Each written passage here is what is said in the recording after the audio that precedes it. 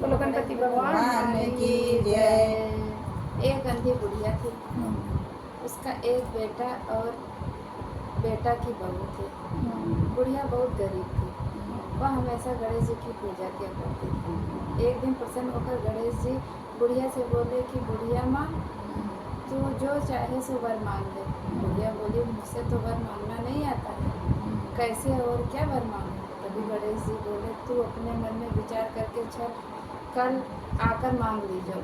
तब बुढ़िया खुशी खुशी अपने घर आई और बेटा से कहने लगी, आज गणेश जी मुझसे कह रहे थे कि तू चाहे जो वर मांग ले, सो बता दो मैं क्या मांगू। बेटा ने कहा, धन मांग ले। फिर बहू ने पूछा तो बहू ने कहा, नाती पोता मांगो, नाती मांग ले।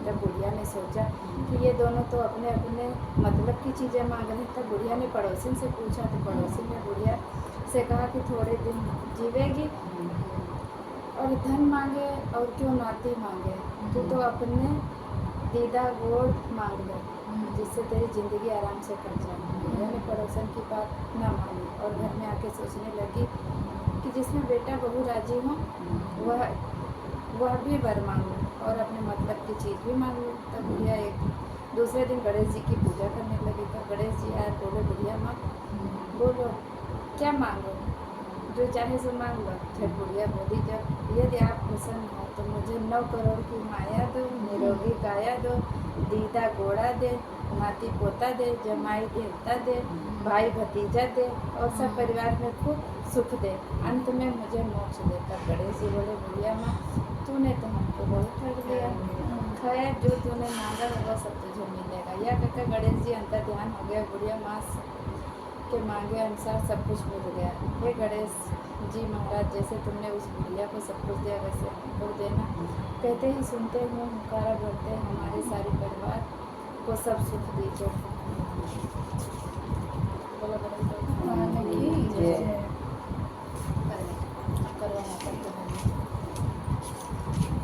विधि से बोलो कि खाली है मैं कहानी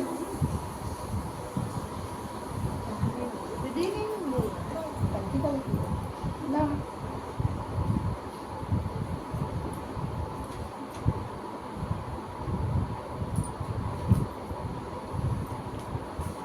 बोलती हूँ। एक पेज लिखी है वायना एवं पूजन विधि। इस दिन शुद्ध जल व गोबर की जगह लिखकर या एक पट्टे पर सतिया काटकर एक लोटा जल से भरा या करुआ उस पर रखें और ढक्कन में चीनी या बतासे भर लें। वायना काढ़ने के लिए एक खांड का करवा लें, उसके साथ एक पात्र में गेहूं या चावल भर के इच्छा अनुसार नगद रुपया रख लें। रोटी चावल गुड़ आदि से गणेश जी की पूजा करें। रोटी से करवे पर सतिया काढ़ें और हाथ में गेहूं के दाने या चावल लेकर कहानी सुने। बहुत सी जगह में जितनी सुहागिनें स्त्री होती हैं वे सब अपनी अपनी मिट्टी या चांदी के कड़ों में जल भरकर नए नए वस्त्र पहनकर ओढ़कर शाम को चौथ की कहानी सुनने लग जाती है। कहानी सुनकर आपस में एक दूसरे के साथ 14 बार करवों का हेरा फेरी करती हैं, पलटती हैं और कहती हैं 13 का अंक अशुभ मानने के कारण 14 कर लिया गया। फिर इन्हीं करवों से जल से रात को चंद्रमा के निकलने पर चंद्रिका को अर्घ्य देकर रोटी चावल चढ़ाती हैं। आजकल बहुत ही स्त्रियाँ मिट्टी के करवे की जगह चांदी के छोटे छोटे करवे रखती हैं जो हर साल काम आते हैं। इनके ढक्कन पर थोड़ी चीनी या बतासे रखें। फिर कहानी सुनने के बाद मीसने वाले करवे पर जल का हाथ फेर कर अपनी सासू के पाँव लाकर दे दें। हाथ में गेहूँ या चावल तथा अन्य जल के लोटे को अलग अलग उठाकर रखें और रात को चंद्रमा निकलने पर चंद्रमा को दर्शन करके लोटा या करवे के जल से अर्घ दें और हाथ में गेहूं या चावल तथा रोली छिड़क कर पूजा करें। फिर बड़ों के पैर छूकर आशीर्वाद लेकर भोजन कर लें। यदि बहन या पुत्री कहीं बाहर प्रदेश में रहती हैं तो उनके माता पिता तथा भाई बहना मिशन के लिए रुपया डाक से भेज दें। हो सके तो करवा या चावल इच्छा अनुसार रुपया तथा मिठाई और बर्तन आदि रखकर भेजा। उत्तर जीवन के करवे के साथ बर्तन भी चल रहे थे। करवा माता की कहानी। एक राजा रानी थे, उनके 7 बेटा बहू थे और एक पुत्री थी जिसका नाम वीरन देव था। वह अपने भाइयों का अत्यंत प्यारी बहन थी। कार्तिक कृष्ण पक्ष की चौथ करवा चौथ आई सो वीरन देव ने उस दिन व्रत रखा। भाई बिना बहन के भोजन नहीं करते थे। भाइयों ने अपनी माँ से कहा, माँ हमें भोजन परोसो और साथ में बहन को भी भोजन परोसो। माँ ने कहा, आज तुम्हारी बहन का व्रत है, वह खाना नहीं खाएगी, शाम को चंद्रमा देखकर ही खाना खाएगी। इस पर भाइयों ने कहा कि जब चंद्रमा निकल आएगा तभी खाएगी। माँ ने कहा, तब कुछ भाई नदी के उस पार जाकर पहुँचे और भाई चंद्रमा की शक्ल की मसाल ले आया और एक भाई ने उसमें आग लगा दी, एक ने उसके ऊपर चलनी ढक दी और एक मसेनी पर चढ़ गया और चांद देखने लगा। तब भाई ने कहा, चंद्रमा निकल आया है। बहन सुनकर भौजाई से बोली, भाभी चलो चंद्रमा निकल आया है। भाइयों ने कहा, तुम्हारा चंद्रमा निकल आया है, हमारा नहीं निकला है। तब बहन ने अकेली जाकर पूजा कर आई, अर्घ दे आई। तब भाइयों के साथ जीप में बैठ गई। जैसे ही भोजन की थाली उसके पास आई तो पहले ग्रास में बालने गिरा, दूसरे ग्रास में छींक आई, तीसरे में ग्रास में फरकारा आ गया, तुमको ससुराल से बुलाया है, बेटी चलने को तैयार हो गई। तब माँ बोली, बेटी तुझे जो भी रास्ते में मिले सबके पाँव छू लेना, लगती जाना।